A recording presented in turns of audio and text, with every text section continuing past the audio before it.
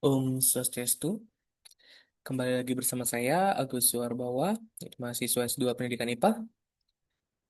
Baik, pada kesempatan kali ini saya ingin berbagi pemikiran tentang bagaimana filosofi Trihita Karana bisa kita pahami dan terapkan di dalam kehidupan modern, terutama di dunia pendidikan dan arsitektur sekolah, tepatnya pada dunia pendidikan sekolah menengah atas. Nah, sebenarnya kita mengetahui bahwa sekarang dunia mungkin sudah berubah sangat cepat. Orang-orang makin sibuk, kemudian teknologi makin canggih, tetapi seringkali kita justru kehilangan keseimbangan. Nah, Trihita Karana inilah hadir sebagai pengingat bahwa hidup itu bukan hanya soal prestasi dan target, tapi juga tentang menjaga sebuah keharmonisan dengan Tuhan, sesama manusia, dan alam sekitar. Nah, kita masuk ke konsep dasar dari Trihita Karana terlebih dahulu. Nah, kalau kita tarik ke akar maknanya, Trihita Karana itu kan berarti tiga penyebab kebahagiaan.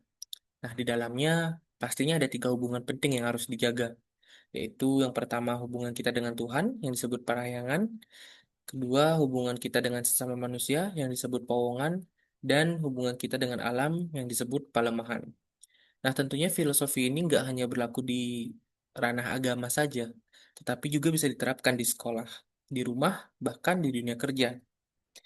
Nah, sederhananya, Trihita Karana ini mengajarkan kita untuk hidup seimbang dan sadar bahwa kebahagiaan itu muncul ketika ketiga aspek yang sudah dijelaskan tadi itu berjalan seiringan dan terintegrasi dengan baik. Nah, kemudian apa relevansinya dalam kehidupan modern? Kalau kita lihat kehidupan sekarang, banyak banget tantangan yang bikin manusia itu kehilangan keseimbangan. Teknologi mungkin memang membantu kita untuk jadi hidup lebih mudah. Tetapi di sisi lain itu, teknologi terkadang membikin membuat hubungan sosial itu makin renggang. Dan perhatian terhadap lingkungan pun makin berkurang. Nah, disinilah sebenarnya Trihita Karana itu penting. Karena filosofi ini sebenarnya bisa jadi rem moral untuk dunia modern. Mungkin kita tetap bisa maju dan produktif, tapi nggak kehilangan sisi spiritual, sosial, dan teknologis kita dan ekologis kita sebagai manusia. Ya, intinya cerita Karana ini mengajarkan kita bahwa maju itu boleh, tetapi jangan sampai istilahnya eh, lupa akan nilai-nilai luhur kita. Nah, lalu implementasi dalam pendidikan SMA bagaimana? Ya, tentunya sekarang kita masuk ke dunia pendidikan, khususnya di SMA. Ya, masa SMA itu kan kita kenal dengan masa pencarian jati diri, di mana masa-masa bahwa siswa itu lagi banyak bertanya tentang siapa dirinya dan apa perannya di dunia. Nah, di fase ini, nilai Trihita Karana itu bisa jadi fondasi penting dalam membentuk karakter mereka.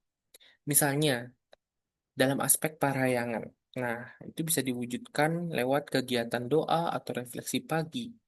Powongan bisa tumbuh lewat budaya saling menghargai, gotong royong, dan empati dari siswa. Sedangkan Palemahan itu bisa dikembangkan melalui program penghijauan sekolah, program daur ulang, serta proyek lingkungan. Nah, beberapa sekolah di Bali sebenarnya sudah mulai mengintegrasikan nilai ini ke dalam pembelajaran. Hanya tantangannya tentunya masih banyak. Tekanan akademik, sistem yang sibuk mengajar angka, sampai minimnya ruang terbuka hijau yang sering membuat nilai-nilai ini belum bisa maksimal diterapkan di sekolah. Kemudian, bagaimana cerita Karana dalam arsitektur dan tata ruang? Nah, jika kita melihat sebuah arsitektur Bali, semuanya selalu memiliki makna. Setiap rumah, pura, atau bahkan sekolah tradisional yang dibangun berdasarkan harmoni antara manusia, alam, dengan Tuhan. Nah, salah satunya yaitu konsep Trimandala. Nah, Trimandala inilah yang menjadi dasar pembagian ruang. Ada area spiritual, ada area sosial, dan ada area alamiah. Nah, jika konsep ini seandainya diterapkan dalam desain sekolah, hasilnya pasti luar biasa. Bayangkan, Sekolah yang memiliki tanaman hijau, ruang ibadah yang tenang, area terbuka, tempat siswa belajar di alam. Tentunya ini bukan masalah indah, tetapi masalah mendidik. Sekolah mungkin bisa jadi tempat yang bukan cuma menumbuhkan pengetahuan, tetapi juga kesadaran dan rasa syukur. Sayangnya, banyak bangunan sekolah modern itu malah tertutup rapat, minim interaksi dengan alam, padahal ruang belajar yang hidup itu justru bisa menumbuhkan semangat belajar dan rasa tenang. Kemudian, jika kita kritisi dan refleksi, mari kita pikirkan lebih dalam. Sebenarnya, apakah spiritualitas itu harus selalu diwujudkan dalam bentuk aspek fisik seperti pura atau taman? Bagaimana dengan dunia digital sekarang, di mana siswa lebih banyak belajar lewat layar? Nah, sebenarnya nilai Trihita Karana ini tidak terbatas pada ruang fisik. Nilai Trihita Karana ini bisa hidup dalam kesadaran manusia. Misalnya, ketika guru mengajar dengan keikhlasan, siswa belajar dengan rasa hormat, dan semua pihak menjaga etika dalam dunia maya. Nah, itu sebenarnya juga bagian dari parayangan dan pawongan. Jadi intinya, nilai ini tetap relevan bahkan di era digital, asal kita jalani dengan kesadaran dan niat yang sangat baik. Kemudian, kita bicara mengenai implikasi dan rekomendasi. Kalau kita bicara mengenai penerapan atau implementasinya atau implikasinya, tentu kita tidak bisa mengandalkan satu pihak saja. Sekolah, guru, arsitek, sampai pemerintah punya peran yang sangat penting di sini. Sekolah, misalnya nih, sekolah perlu membuat kurikulum yang menanamkan nilai spiritual dan lingkungan secara nyata.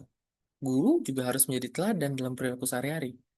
Arsitektur sekolah harus dirancang agar ramah terhadap alam, dan pemerintah juga perlu mendukung dengan kebijakan pendidikan yang berpihak pada karakter, bukan hanya sekedar sebuah angka saja. Nah, jika bergerak bersama-sama nih semuanya terintegrasi dengan baik, maka Trihita Karana itu bisa benar-benar menjadi hidup di dalam sistem pendidikan kita. Nah, sebagai penutup, saya ingin menegaskan kembali bahwa Trihita Karana itu bukan hanya warisan budaya, tetapi panduan hidup secara universal. Trihita Karana itu mengingatkan kita bahwa kebahagiaan sejati datang dari keseimbangan, bukan hanya dari apa yang kita capai, tetapi dari bagaimana kita bisa menjaga hubungan baik dengan Tuhan, manusia, dan alam. Perlu kita ingat, pendidikan sejati bukan hanya sekedar transfer ilmu, tetapi pembentukan kesadaran. Hakikat pendidikan yang sebenarnya adalah bisa memanusiakan manusia. Kalau sekolah bisa jadi tempat di mana siswa belajar berpikir, berempati, dan mencintai lingkungan, maka di sanalah Trihita Karana benar-benar hidup. Ya, semoga kita semua bisa menjadi bagian dari generasi yang tidak hanya cerdas secara intelektual, tetapi juga bijak secara spiritual dan ekologis sesuai nilai penerapan dari Trihita Karana. Sekian yang bisa saya sampaikan dari saya.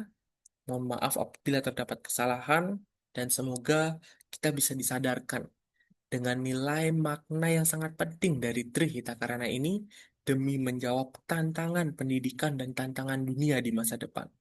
Saya Agus, pamit undur diri. Om Santi Santi Santi Om.